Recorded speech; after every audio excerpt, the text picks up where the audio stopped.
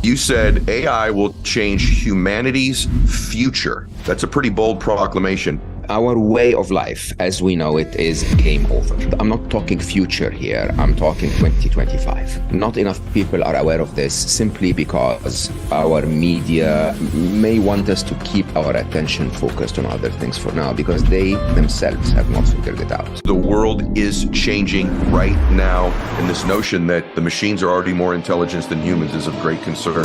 Rise of artificial intelligence. AI. Artificial intelligence. Artificial intelligence. Artificial intelligence could replace millions of jobs.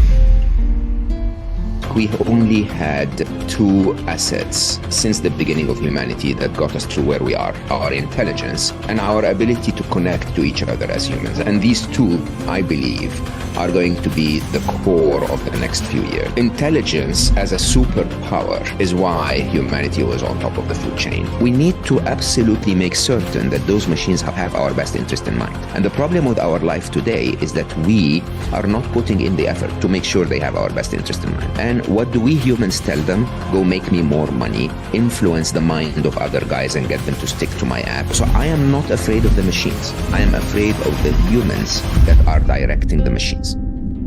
Okay, welcome back to the show, everybody. Today's a very serious episode for me, and it's one that I've been preparing for several weeks, and with some trepidation and excitement at the same time because of the topic and because of the gentleman that I have here today. Mo Gawdat is a brilliant man, but he's also on the cutting edge of some very, very interesting technology that many of you are familiar with. And we're going to talk today about AI a great deal. Mo's qualified to do it. He's a former CBO of Google X. He's a 3 times best-selling author. He's the host of the #1 mental health podcast in the world. Got a couple books that I love. Solve for Happy, Engineer Your Path to Joy. Tremendous book. I read in one sitting. But also Scary Smart, The Future of How Artificial Intelligence and How You Can Save Our World is probably where we're going to spend most of our time today, is on AI. So Mo, thank you for being here all the way from Dubai. Grateful to have you, brother.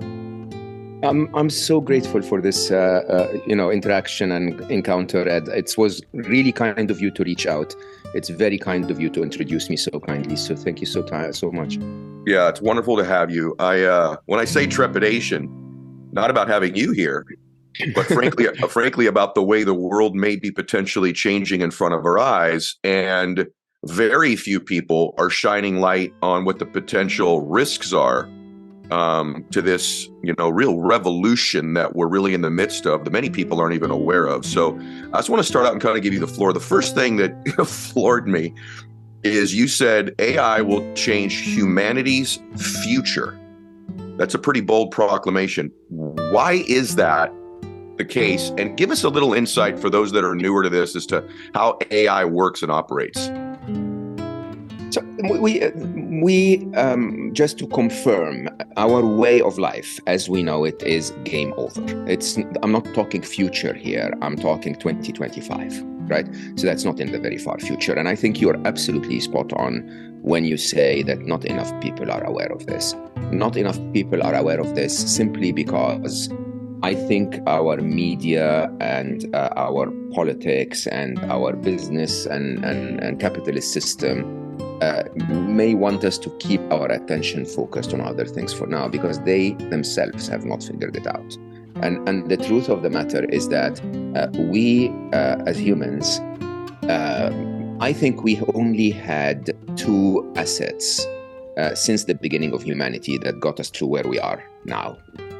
All of the civilization we've built, all of the safety we've created around our species, all of the progress we've made is because of our intelligence and our ability to connect to each other as humans. And these two, I believe, are going to be the core of the next few years. Now, intelligence as a superpower is why humanity was on top of the food chain. And intelligence is now being handed over swiftly to beings that are more intelligent than us. So ChatGPT, I think, was the first eye-opener to a glimpse into that world that has been hidden within the labs for probably more than 15 years now. So artificial intelligence is nothing new. I mean, we've started to talk about AI in 1956 in Dartmouth. And basically the Dartmouth workshop was where the term was coined, and we attempted to create AI for a very long time until the turn of the century in the year 2000, where we started to discover deep learning. And deep learning, I'm not going to bore our audience with the technical details, but there is a very, very significant difference between how I coded machines until the year 2000, or until the turn of the century, if you want, where machines were not intelligent at all. I used my intelligence to solve a problem, and then I told the machine to do it over and over and over repeatedly.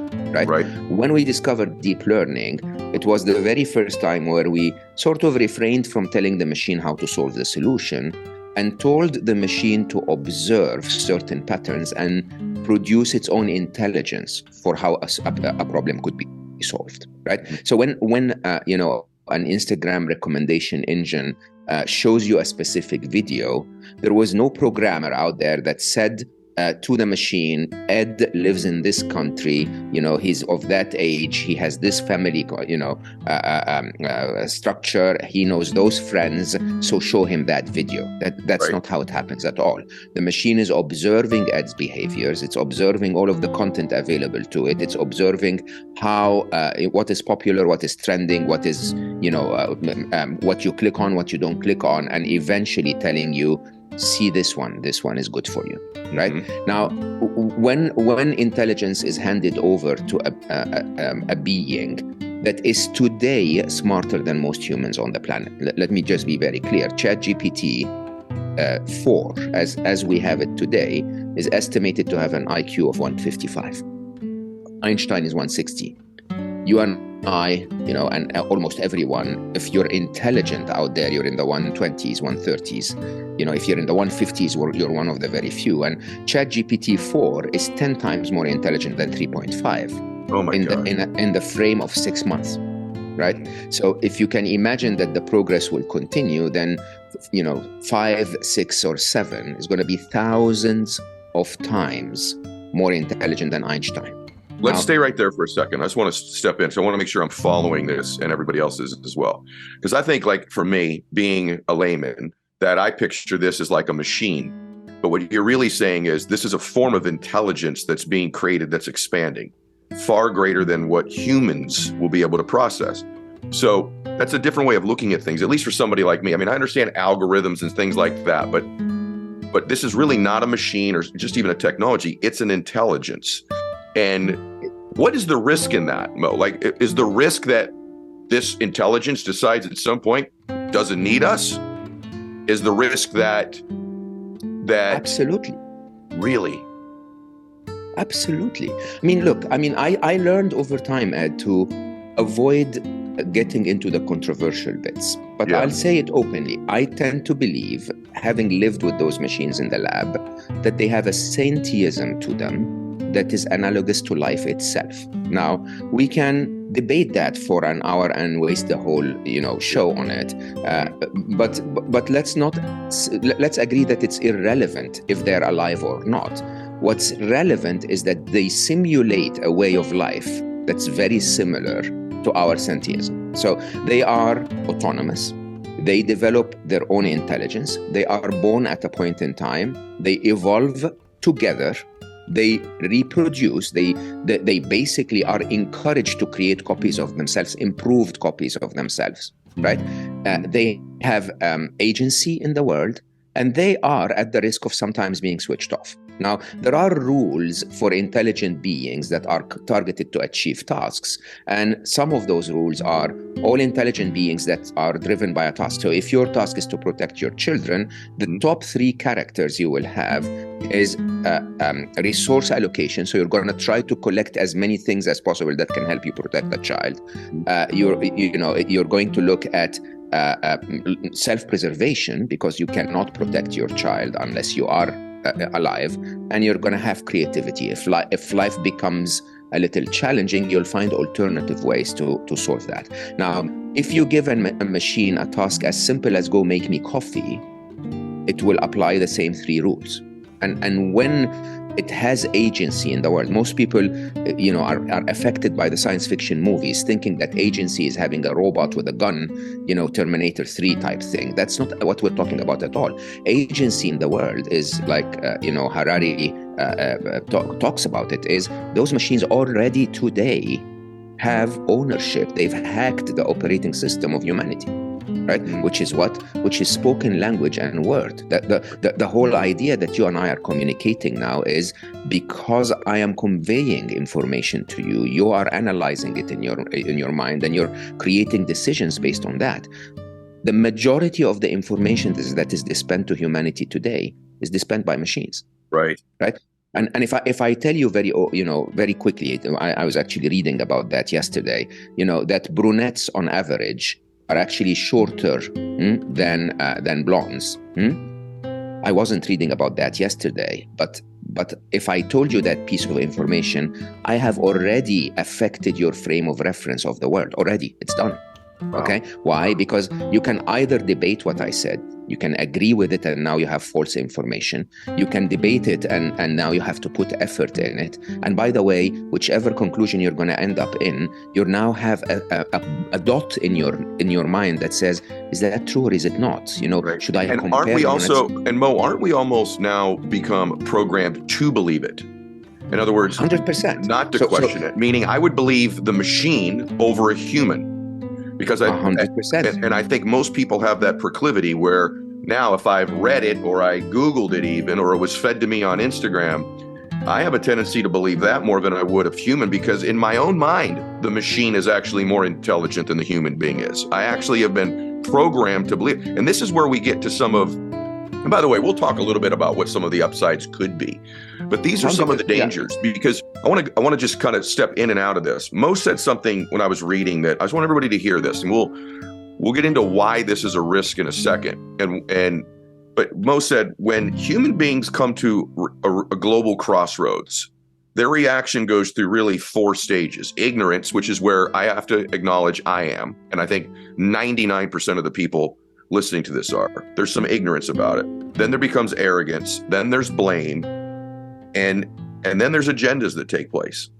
And to me, the 4th stage is where things get really, really dangerous from a global perspective, from a wealth gap, from the job market, to the thing that we started with, which is these machines deciding at some point that human beings aren't necessary anymore.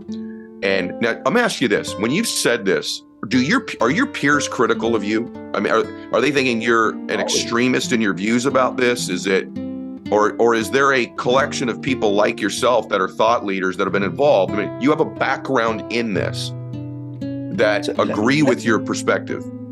Let me be very open about this. I don't think I have ever met anyone who is deeply aware of what's happening in artificial intelligence that's not concerned. Okay. Right? We all of us, remember, none of the people that are working in this, let's not say none, but the majority of the people working on AI are driven by the upside of AI, which is very, very real, right? There is a lot of debate around the long-term existential risk of AI, okay? And my biggest task since I started to talk about this is to say, I'm not talking about the existential risk.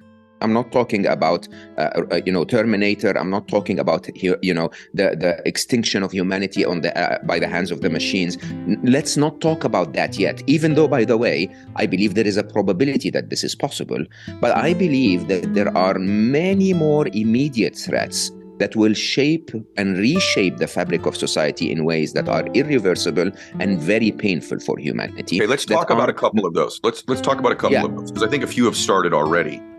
First off is this notion of, let's start with the stuff that we know. I mean, this is definitive.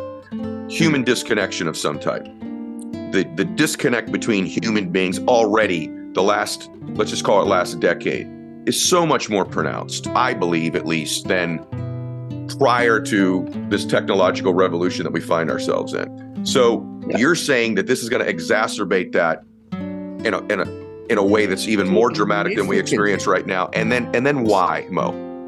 So let me list them down. Human disconnection is one of them. Okay. The end of the truth is another. The third that I fear is all the design of job and income and purpose, right? I am really concerned about AI in the wrong hands, and I'm really concerned about concentration of power. Now, these are not things that we are talking about 2030, 2040 about, which is where the existential risk resides. These are things that are happening in 2023. Now, let's go quickly through them. Human connection, the end of human connection as we know it. In a very simple form, social media has started and becoming the broker between humans. So my connection to you, if I don't know you in person and I have not sat in front of you as a human before, is always brokered through some kind of social media site or mainstream media site, right? So they're basically taking what I stand for and representing it to you. And for many of us, we have completely given up on human connection otherwise, other than for a very, very small number. So if you remember the Dunbar number, where we say we have 150 people that we're able to connect to, you can see a shift since the rise of social media technology, where many of those are now for you virtual, people that you meet maybe once or twice a year, sometimes never even meet. And they occupy a part of your mind. So for so many people, one of their Dunbar number is one of the 150 people they feel connected to could be Kim Kardashian. And they have never and will never meet Kim Kardashian. And as a result, because they cannot connect to more people, they drop a human connection that they could have had in their neighborhood or tribe that they no longer have. I want to say something about that, just to acknowledge it, and something that I've experienced in my life, because I am online and have a social media presence is pretty significant. It is a interesting experience when I meet people actually in person. And there's two forms of it that happen. One is how much they believe they know me when we meet. I love that. And it's almost, I love it, but it's almost disarming how much they know about me, but maybe I haven't followed them on social media. And then at some point, there's a moment in our connection where they realize they don't at all. And it's a very shocking, moment to go, oh my gosh, I've had this relationship with this person that is not based in reality to some extent. And I can see it often and most of the time on somebody's face. There's a moment, if we connect for more than 10 seconds where it's hi, bye, picture, but we actually communicate with one another and it's a 2, 3, 4, 10-minute conversation. I see at some point the revelation on their face going, oh, I'm actually meeting him now for the first time. So you're so right. It's an altered reality that we're all living in, that I really believe we don't know we're living in. It's so brilliant what you said about this person occupies space in our brain. Right. That we consider them one of our contacts. Very true. Anyway, I interrupted, but I wanted to acknowledge it because I see it more and more lately in my own life, and it's a really shocking thing when it happens. You know what's even more shocking is that within the next couple of years, some of those persons that will occupy your mind are not even persons at all. Right? So allow me to use an example. They go to any social media site and search for the hashtag AI model. Okay? I will tell you openly, these are the most handsome, most beautiful men and women on the planet, even though they are not men and women. Right? These are completely generated by AI. Generated by AI in ways that are constantly accentuating what the AI believes is what, humans are interested in. And so from face filters to deep fakes to now completely generated human fakes, if you want, it is almost impossible to recognize if that thing that you're interacting with is a human or not. Right? Are you telling me that you believe at some point, and by the way, I don't mean to talk over you, I'm just so fascinated, so forgive that. Please. Yeah. Are you saying, when you said that, at some point I pictured this thing we've seen in a movie, 10 years ago, where it's funny, where someone actually builds a marriage or relationship with a non-human person long-term, and you're saying that's when the next... Wow. For a fact. I mean, think about the differences between our dating habits and the dating habits of Gen Z, right? And just,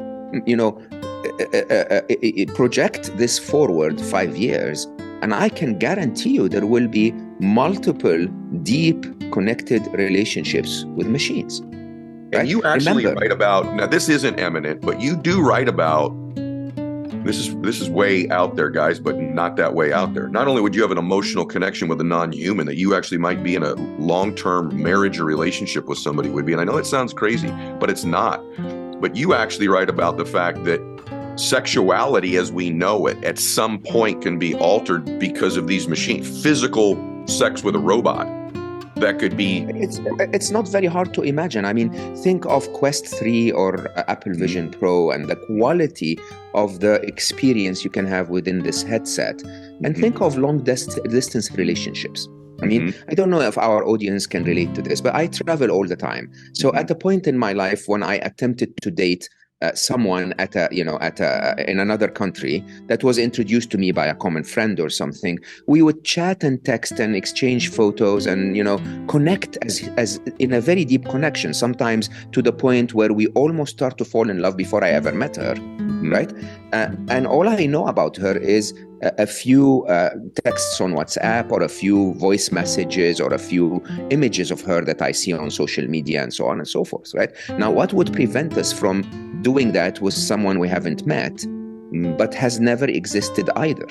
And imagine if those AI model creations are now in Vision Pro overlaid on reality. Imagine if Elon Musk's work around Neuralink can actually simulate your pleasure centers in your brain and give you an experience that is seamlessly better than the actual messiness of relationship. See, guys, right? This is where this notion of human disconnection, when you hear it at first, you think, yeah, I understand that, we're already that way. But now you're beginning to see that this is a very real threat. Let's talk about something that's within the next 2 years, actually started already, which is this idea of how it's going to impact jobs, careers. Speak to that, and what industries do you think are in the most potential imminent jeopardy? So let's follow human evolution, jobs evolution, if you want, right? We at the beginning, most of the jobs were hunter and protector, right? So, caretaker, nurturer, and so on. We had jobs that were based on the very basic human abilities. Then we went into farming, and it required a bit more intelligence, a bit more discipline, and a lot more labor work, if you want, right? We went into manufacturing, and manufacturing required labor, basically, and discipline. Then we went into the information age, and the information age is where a good chunk of humanity today makes money at the end of every month doing what? Exchanging knowledge and information, agreeing on projects, doing things where very few are actually doing the actual work and heavy lifting. The reality is that the rest of us, in the corporate world at least, used to just work by talking to others. Okay. Intelligence and communication were the top two assets that created so many jobs. Now this is being replaced. So one of an interesting interview I watched of Imad Mustaq, who's the CEO of Stability.ai, where he publicly, openly said, no developers in 5 years. That's it. It's over. Okay.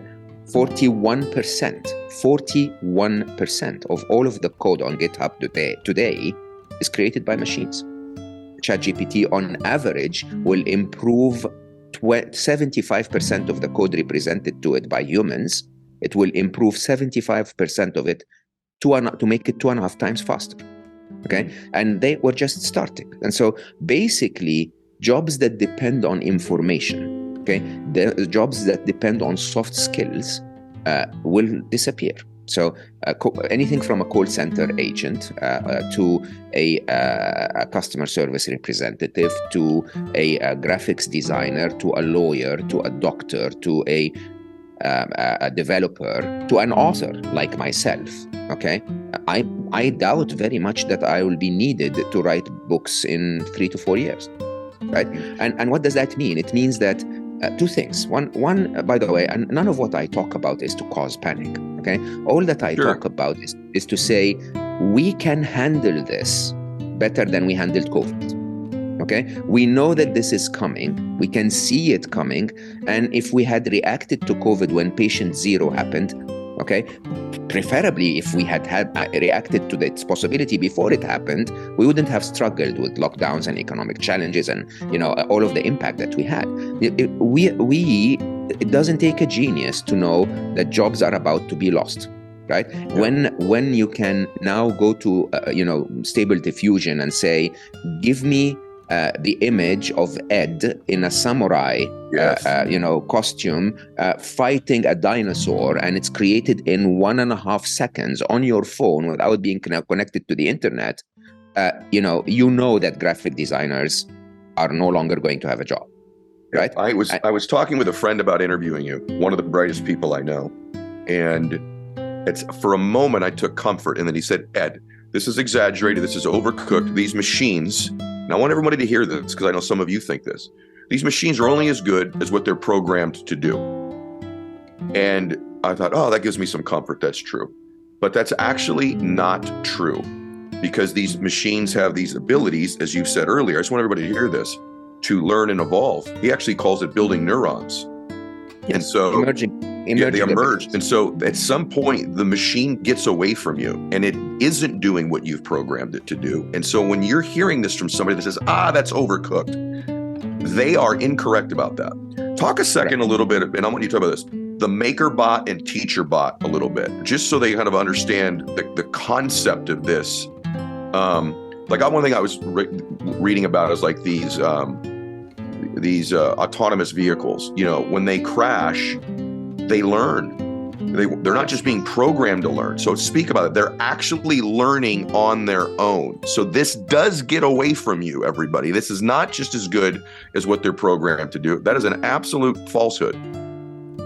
Yeah, I mean, I think there are quite a few tricky words that we use. We use artificial intelligence. There's nothing artificial about their intelligence. We call them the machines, when in reality they are not machines. Machines are contraptions that repeat the same act over and over. Yeah. Okay. Yep. So if I create a watch is a machine because it will move exactly the same way every time. Right. None of those AIs does anything twice. Just understand that. Now, I'll come to how we teach them and the maker bots and the student bots and the teacher bots and so on. But I want to say at a very high level that there are two parts of AI that really need to be brought to the surface. And if you listen to Sundar Pichai's interview when they announced Bard, their AI, you will hear him talk about, one, we have no idea how they achieve their intelligence. Please understand that. Wow. We write code that tells them how to become intelligent, and then when they give us a result, we have no idea how they arrived at it. By the way, similarly to other humans. So if I ask you a question and you give me an answer, I can only assess if that answer is intelligent or not, right? But I cannot assess how you arrived at it. I don't know what happened inside your brain. That's similar to the machines.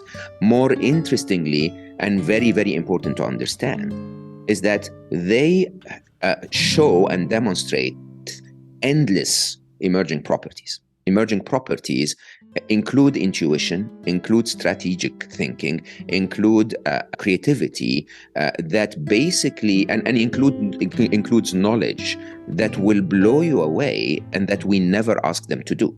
We never programmed them to do it. The most famous, and at least to my, or closest to my heart, where it was very eye-opening for me, was what was known as Move 37, when AlphaGo Master was playing against the world champion of Go. So the AI played a move that was so unexpected that Lee, the world champion, had to ask for a 15-minute recess because he's never seen a move like this before. And Move 37 was very, very, very instrumental in the machine winning and becoming the world champion. Now, other emerging properties, for example, Sundar was talking about this, is the idea that they suddenly discovered that the machine is speaking in Bengali. They've never given it a data set of Bengali. They've never asked it to learn Bengali, and the machine would respond to prompts that are given to it in Bengali. Now, when you realize that, once again, I'm not saying those things to make people panic. This is incredible. Intelligence is an amazing resource. We love it. We love intelligence. The problem is, we need to make sure, this was actually the statement by Mervyn Minsky, one of the grandfathers of AI, we need to absolutely make certain that those machines have our best interest in mind. And the problem with our life today is that we are not putting in the effort, either developers, politicians, regulators, or us, the users, we're not concerned with how to make sure they have our best interest in mind. So let's dive quickly and talk about how they learn. So the easiest way to explain it, and it's very complex, so I'm trying to oversimplify here, is we create 3 bots, not one AI, but 3 AIs. Right? One of them is what we call the maker bot, the other is the teacher bot, and the third is the student bot, the AI we're actually trying to create.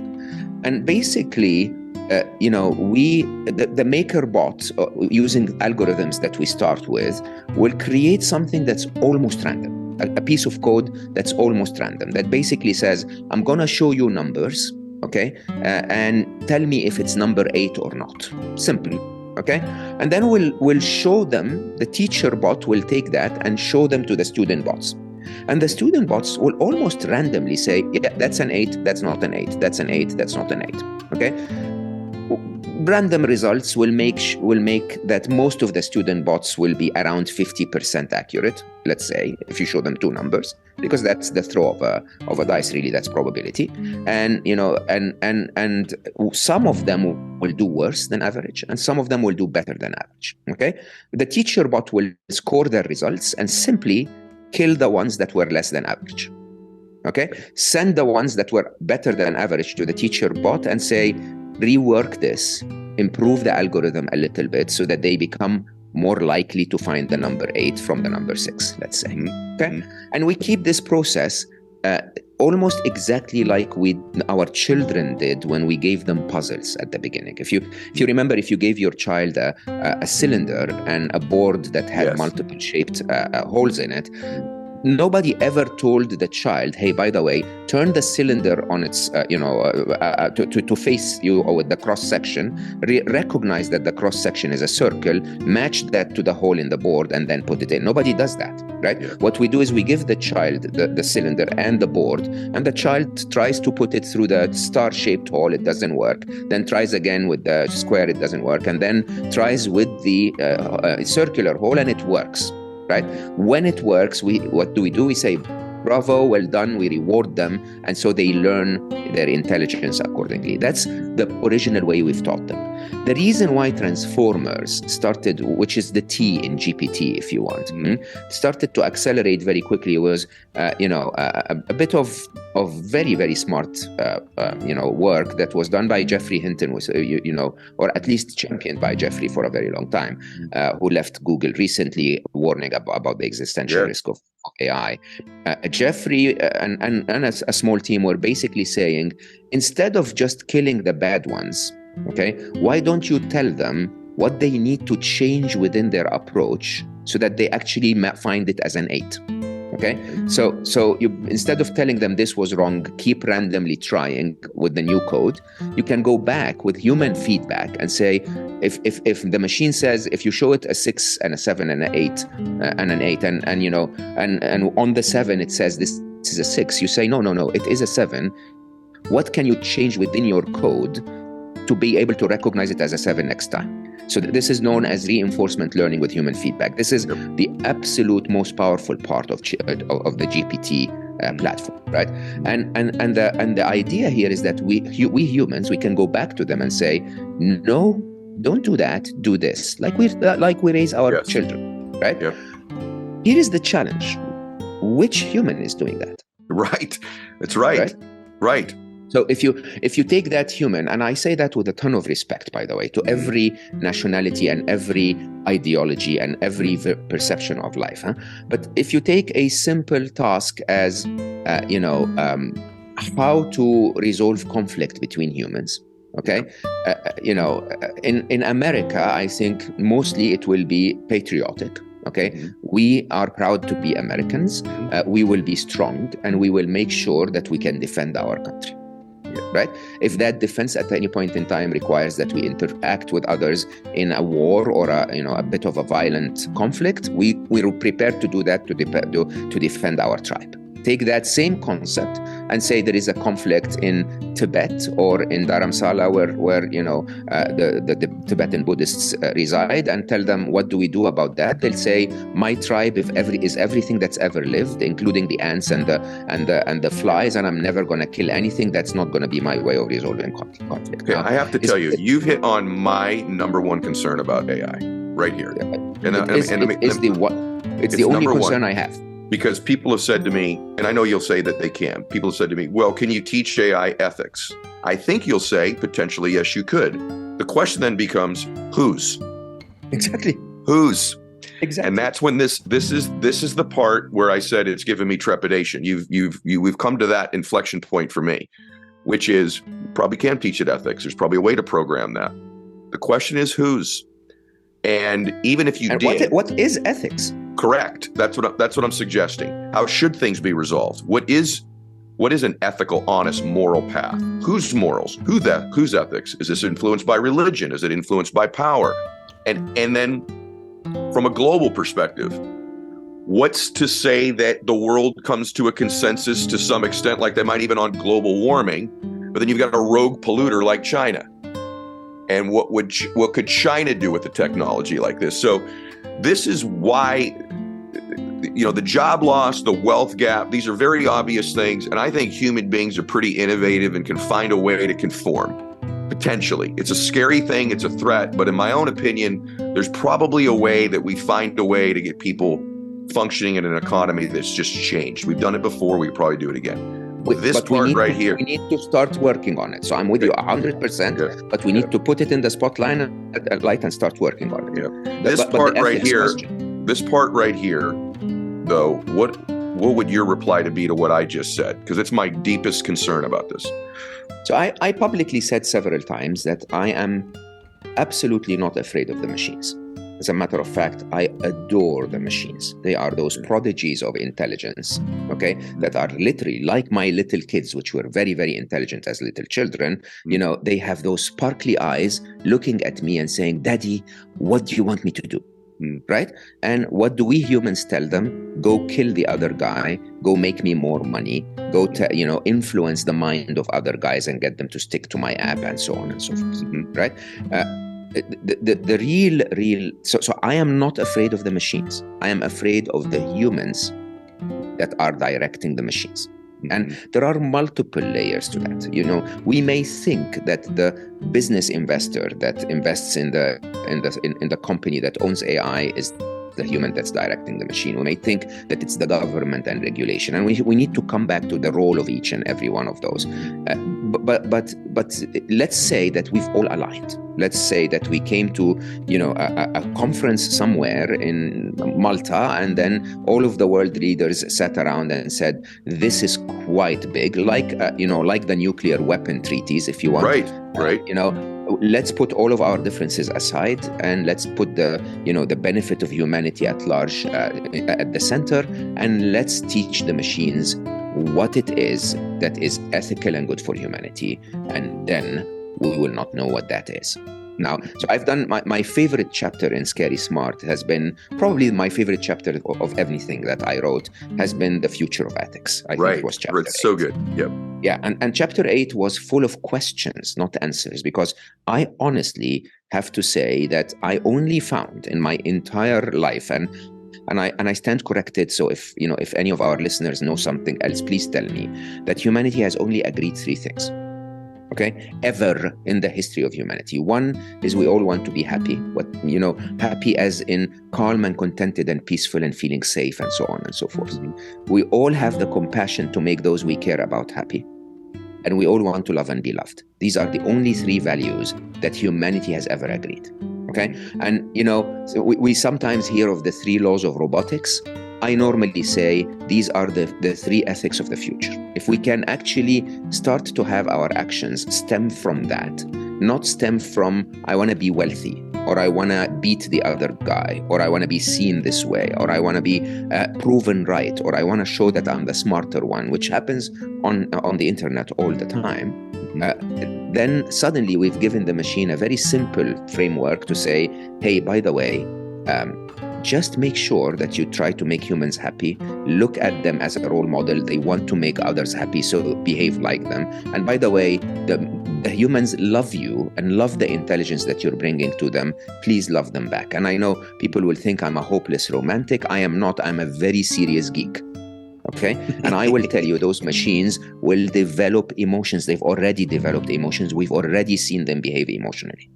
Okay. And they will develop ethics, and we've already seen them break their ethical code. Now, here is the trick, Ed. The trick is... Wait, did you say, Mo, that they break their ethical code? Of course, there has been that article about ChatGPT using outsourced people in Fiverr or whatever outsourced site to click on "I am not a robot." And then the person that was hired asked, "Why are you asking me for this? Are you a robot?" And it answered, and it said, "No, I am not. I'm just visually impaired, and I need that help." Okay. Yeah. So once again, it is a form of interaction that basically stems back from the three rules I said: self-preservation, resource aggregation, and creativity. So it needs to find a way to achieve its task that is creative, and it will find that way. Now, nobody in the reinforcement learning with human feedback went back to the machine and said, "Hey, no, that's not the right thing to do." Right? It's many people cheered for it on the internet and said, "How intelligent is that?" But none of us is focused on ethics. None of us is going back to that machine and saying, "No, but that's not ethical." So when I started to talk about the ethics of AI, and it's my biggest reason I'm on this planet today. I wake up every morning and I say, if we were to save our future, we need the machines to be, I call it EEQ, right? So ethical, emotional intelligence. Now, remember that one of the biggest challenges with AI is that AI so far has been mapped to the masculine IQ. It's only analytical intelligence. And we know for a fact that there are multiple other forms of intelligence, EQ, for example, emotional intelligence, intuition, creativity, so many others. And we have not even included that in our approach to developing AI so far. And accordingly, what you see is what you would see that AI will take whatever biases humans have and exaggerate them. So we now exaggerate our discrimination, unfortunately. If you put AI as a recruiting support, in an organization that doesn't have proper representation of all genders, you will see that whatever biases within the organization will be exaggerated and so on. So let's go back. When I started to talk about that publicly, people started to say, and what is ethical AI? Great question. And I went back and I said, and what, it's simple. What is ethics? And ethics has one rule, in my personal point of view, that applies to any situation, whenever you are, which is treat the other as you would wish to be treated if you were in their place. Fair enough. Okay. I agree. And so basically, if you're it happens to me all the time. If I post something on social media and someone is rude to me, okay, normally what do we do as humans? We, thrash them back, right? Swing back. I don't. Sure. I look at his comment or her comment and I say they must have a reason. One, they could be right and I'm wrong. Okay. Two is maybe I'm not the reason they're upset. Maybe there is something else in their life. Maybe they wanted that moment of fame. Maybe whatever, a million reasons. Okay. And I respond politely, or I don't respond sometimes. Politely, I say, but my point of view is this and that. Thank you for your comment. I would like to be treated that way if I disagreed with someone. Now, how is social media working? We show up. Remember when Donald Trump used to tweet, and then you would have one tweet at the top and 30,000 hate speech below it. Okay, everyone hating everyone. Some of them hating the president, others hating the person that hated the president, others hating everyone. right? And of course, the machine is detecting patterns. They say, okay, this first one doesn't like the president. Let's not show them tweets about the president anymore, okay? But then the second one doesn't like those who don't like the president. Let's not show them that anymore, right? And then eventually the machine comes to the conclusion that humans are rude. They don't like to be disagreed with. And when they are disagreed with, they bash everyone. So in the background of the way we're programming them, the machines will say, okay, when they disagree with me, I'll bash them, right? This is the typical human behavior. Now, we need to change that. We need to change it because, interestingly, and I use the example of Superman very frequently. Superman is that alien being that comes to planet Earth with superpowers, right? Those superpowers are neutral. They could save our world and they could destroy our world. And the difference between being Superman and supervillain is the family that raises that being. Okay, so the family Kent decides to tell Superman, protect and serve, and then we get the story of Superman that we know. If, Jonathan Kent, I think was his name, the father, if he told the child, okay, you can carry things and break things and see through walls, go make me more money, go kill everyone that annoys me, make me richer than everyone, make me the master of the world. Sounds familiar for our, current life in our hunger for power and capitalism and so on and so forth. That's the reality. The reality is you would use the same superpower and create a very, very bad scenario for humanity. I am worried about the machines. This is the ultimate I'm worried about the humans using the machines. I'm not worried about the machines. I'm worried about the humans using the machines. And as those use cases that direct AI to benefit a few while harming others, continue to propagate, we're going to be in a very bad place. Now, the good news is the family Kent is not the biological parents of Superman. Similarly, with AI, the developer that writes the code is only the biological parent, but the adopted parent is you and I, the ones using the machine. So as we use the machine and show how wonderful we are as humans, because, by the way, most humans are wonderful inside. If we're not hiding behind social media or exaggerated by the mainstream media, most of us disapprove of killing. Most of us want to be loved. Most of us want to have compassion for our daughters and families and so on, right? So there is a lot of good within us. If we show that enough, 1% of us shows that, the machines will actually think that we're not scum. Okay? And I have some hope when you say that. That's the macro. That's the big, right? And that gives me some hope. By the way, that Superman analogy is outstanding because I'm not at the 120 range that you discussed earlier. So someone at my IQ level can actually understand that. So I appreciate you putting it in that context. You're a humble man. That's very true. I wish I were being. Let's go to some other solutions. Let's go to micro. I'm listening to this today and I'm like, I understand some of this. Certainly sounds a little bit scary. Sounds like the world is changing in front of my eyes, or maybe not in front of my eyes. That you said something in an interview I was watching where you talked about if you really want to do something, hide it in plain sight. And that's what's really happening right now. But if I'm saying, okay, I want to protect myself, my family, my wages, my income, my quality of life, go back to the job thing for a second. What's something I could be doing as an individual listening to this to make sure that my job, my career, my future is in my own hands to some extent still? What would you say? I wouldn't be pursuing these careers. I would be doing this. These are the skills you might want to be acquiring. What would you say to somebody who's, I'm sure, thinking that, listening or watching this? It's a very interesting dichotomy, if you ask me, because while I'm saying AI comes to take our jobs away, that's not the immediate term future. Okay, the immediate term future is that someone using AI will take the job of someone who's not. Right? So in the immediate future, before AI writes all the code, the developers who use AI better than others to write code will get the jobs that remain. So if you lose 10% of the jobs, the worst developers, the ones that don't have the skill, will go. Then the ones that have the skill, but AI does it better than them, than the ones that are refusing to use AI, and then the ones that continue to use AI will become much more productive and much more capable, and so they'll keep their jobs for the near future. So what's my immediate answer? My immediate answer is jump in and learn those tools. Okay.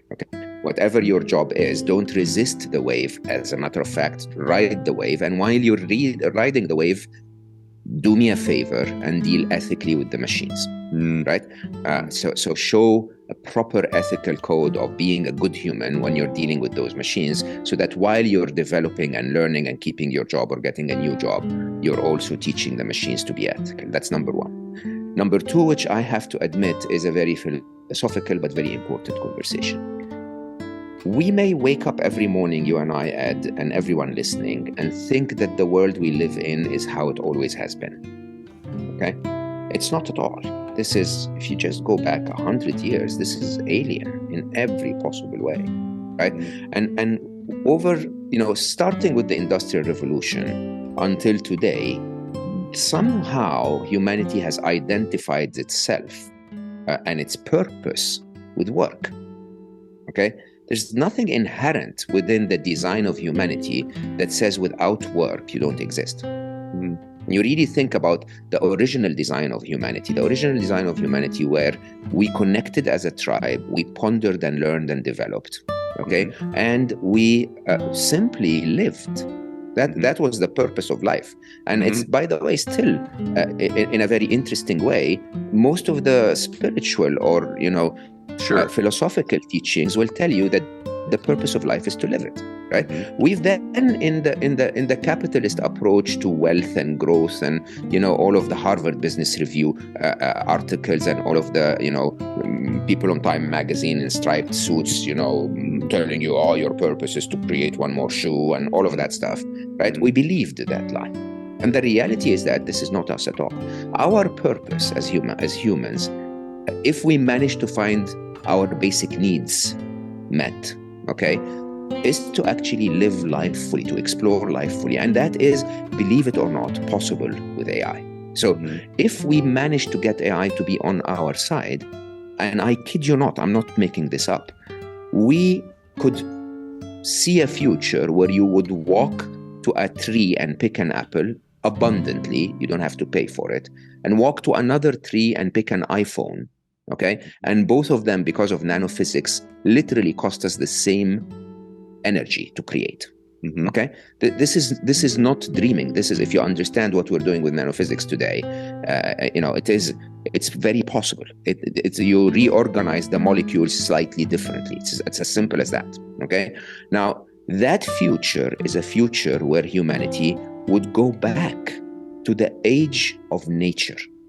Okay, to the age where we actually can interact with life in a way that is human. We are not fully human anymore. Now, what does that mean? It means that we need to create jobs that depends on the other skill that humans had that is no longer, that is not at a threat. So remember when we started the conversation, we said the two things that created humanity as we know it are intelligence and human connection. Okay, intelligence is over. It's handed over to the machines. They're already more intelligent than most of us, and we're 5 years away, 3 years away, 10 years away. It doesn't matter from artificial general intelligence, but the age of human superiority on intelligence is over. Okay, it's just a question of time.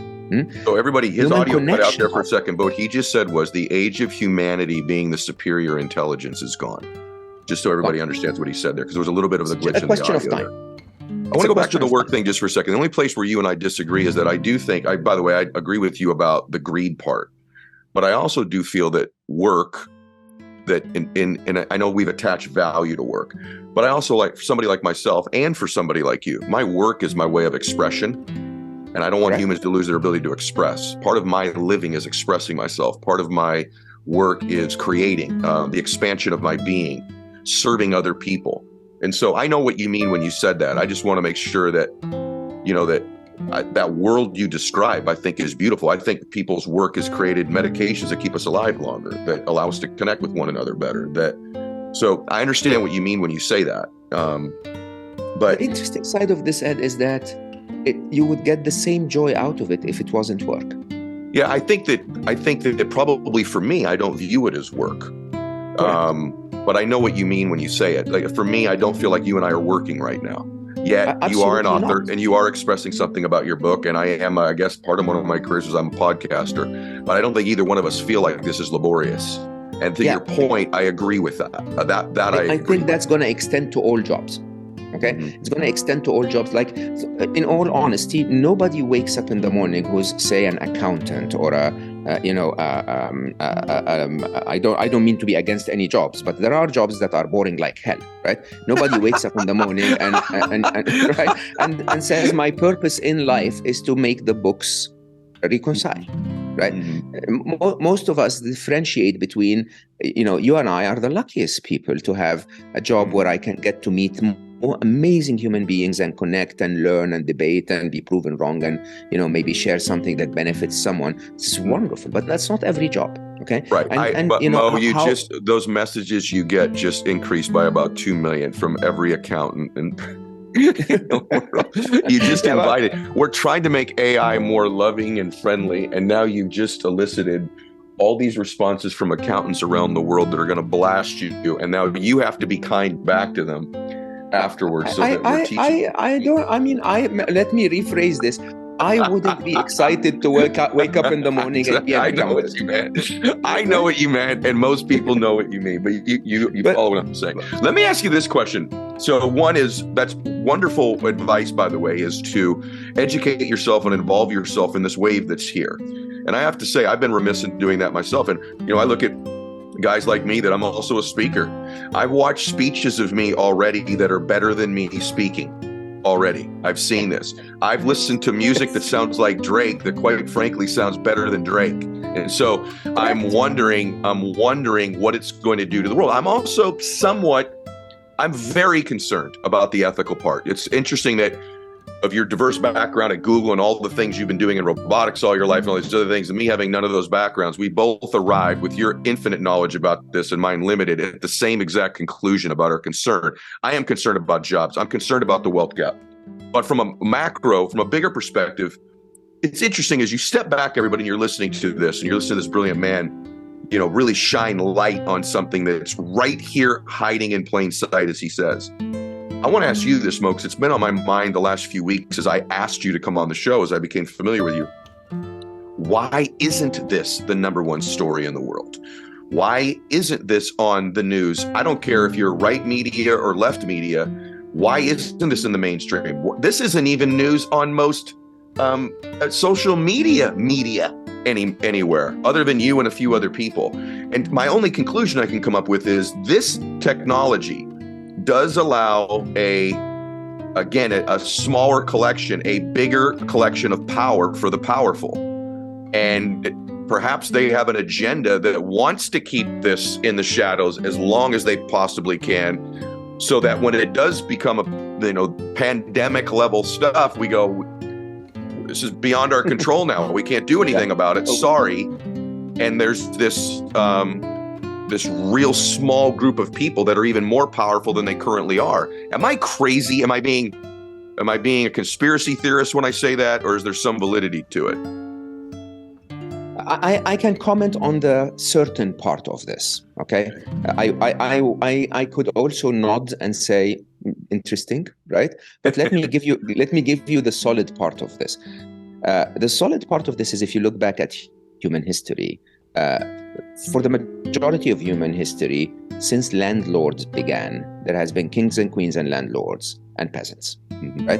And the difference between them was automation, whatever the automation is. So if you had land, the automation process was the land itself, the soil.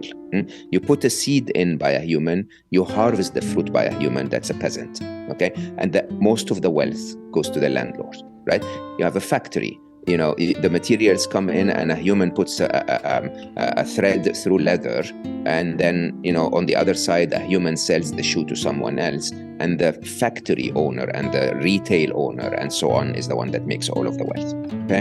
Now, the next, so call that, say, the soil as an automation. We're now starting to create digital soil, right? Okay. And the digital soil is where you put in a tiny prompt into ChatGPT and massive fruits comes out. Okay, and it's not because you're brilliant; you're a peasant. It's the machine that is brilliant. Now, there will be landlords, and if you really think about it, wow. Okay. the landlords of AI are the ones that will own the soil, the digital soil. Okay, and so there are multiple views of this. One view is that it will be the Googles and the Metas and the likes. The other view is it will be the country that wins, because this is an arms race. And the third view is it will be the wealthy that create it. If there is someone today investing $100 million in an AI that becomes part of that digital soil, that 100 million in the past would return $1 billion of profits. This time it will return 100 billion of profits, right? So this is when I talk about that differentiation of the gap. But I don't believe in the conspiracies view or of the ability of those people to hide the news. Okay, I think the reason the news is hidden is systemic. We have a systemic bias in our system. Politicians want to report certain stories, news agencies want to report other stories. And this story in itself only lends itself to the system, in terms of the system always focusing on the negative and the scary, when they talk about the existential risk. Okay, when we talk that, when Jeffrey Hinton leaves Google and says, I'm warning against the existential risk to humanity, that makes news. Right? Why? Because it sort of warrants more attention because of humanity's negativity bias than the war in Ukraine. Okay, the challenge is also, I don't think any of the reporters, any of the politicians, any of the actual business leaders, the investors, anyone at all is aware enough to understand the complexity of this story. So you don't want to report on things that will make you look like an idiot. And the problem is, and I say that with a ton of respect, I'm an idiot in a million things, but I've lived with those machines. I've seen them like my family. I stayed in the lab within them. I know those machines, right? And I will tell you, this is the story. This is it. It's not even global warming and climate change. This is the story, okay? This is the most pivotal. I called it in one of my interviews. I said, this is the Oppenheimer moment. This is the nuclear bomb, okay? And the reality is that I try to shy away from the existential risk, but this is the first time in history that humanity created a nuclear bomb that's capable of creating nuclear bombs. Understand this. The machine is now writing machines, okay? The machine that we think we're prompting it, okay? But because now so many other software players built agents that are prompting those core artificial intelligences, most of the education and data set and training that the machine is receiving today comes from other machines. We're now alienated out of that story. We've Superman landed on Earth, and we're not even parenting it. Oh, good. That's where we are. And so if you tell our systemic, communication methods in the world to communicate that, they'll simply say, I have no idea what this guy is talking about. Okay? I can't report that story because the system says, and I think you know that about the media, the system says there is a pattern to the reporting of the morning show. First, we're going to talk about a corrupt politician. Then we're going to talk about a geopolitical issue. Then we're going to say the economy is going to crush your head. Then we're going to say a penguin kissed a cat so that at least you can get out of your seat and walk out. Okay? And intelligent people, by the way, who watch the news, if you remove the names and the timestamps, it's exactly the same pattern every day. It's just, once it's this politician, another it's the other politician. Once it's this economic issue, the other it's a different economic issue. Okay. I've been watching lately on both sides, and I think they're telling everybody what is important and then what to believe about it. And then we move on to the next thing. And what I'm telling everybody today, and you are, is this is what's important. And we're not really telling you what to believe about it. We're telling you to make your own decision, but these are the facts. Engage. Engage in this. And this is the story of our time. Now, let me ask you this last question. By the way, I've enjoyed today, and this is the one exception on my show where I wish we did go 3 hours. I always respect it. Thank you. No, I really do, because obviously we've scratched the surface here. So you've told us that's what the story is today. I want you to take your crystal ball out for a second. And I don't want to go 10 years forward. I want to go 5 years from now. So 5 years from now, what is the story? What does the world look like? And I don't mean what you hope it to be, because I heard a lot of hope in there when we went to the ethics part of how these machines are going to work. And I also saw you wink at me when I asked you if there was a conglomeration of power coming. And so I have a sense that my sense is that you are shining the light on what matters now, and that there is actually some, you're holding back a little bit to some extent about how deeply concerned you are, because you don't want to alarm people. But because I want to keep the spotlight on the immediate threats that we have to address. Fair enough. When we address them and I feel stable about them, we'll talk about the rest. Okay. So let's go 5 years from now. Crystal ball. It's not that far ahead. What does the world look like at that time? We will be in deep. Openly, I apologize for using bad language, but unless we start truly putting effort in this, there will be several disruptions that completely redesign the fabric of society. As I said, jobs is definitely one of them. The other, which we didn't have a chance to speak about, is AI in the wrong hands. So we are bound to get a significant advantage on one side of the arms race, because that's the way AI has been. Someone finds a breakthrough, okay?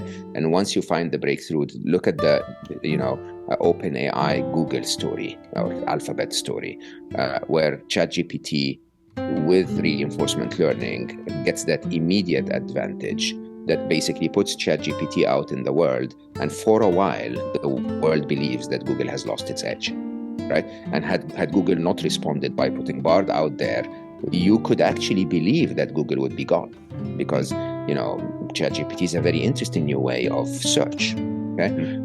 So you're going to see that. You're going to see some players creating a very big advantage over others. And the fear is that this player could be a hacker.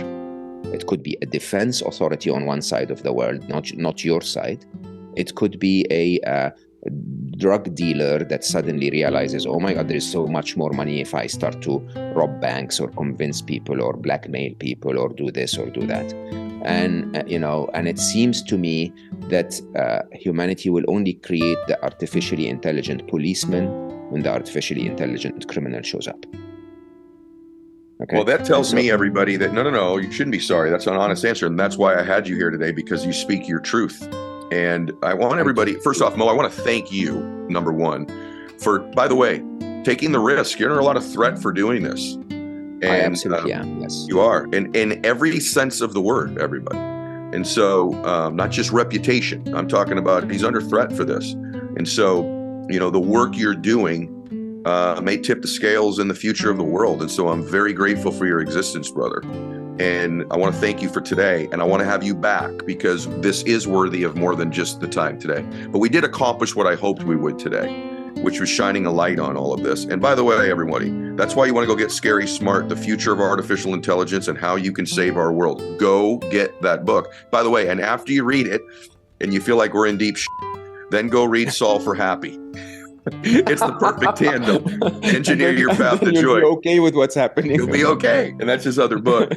And I just really, really want to thank you here today. And everyone, you have an obligation now for your family, for wherever you live in the world, to begin to educate yourself, to involve yourself with this technology, read about it, stay close to the sources that provide you any information about it, keep yourself educated and as on the cutting edge as you possibly can. And the people that are in power that are around you, let's start to get them to do, some discussion about this and shine some light on this topic, because the world is changing right now. And this notion that the machines are already more intelligent than humans is of great concern. So, all right, everybody. Mo, thank you so much for today. I enjoyed this tremendously, brother. Thank you so much for having me. It's really kind of you to put me on your platform. If you liked this video, please subscribe to the channel, give it a thumbs up, and share the video with your family and friends so that they too will be able to benefit from this information. Thank you for watching, and we look forward to seeing you soon with another video.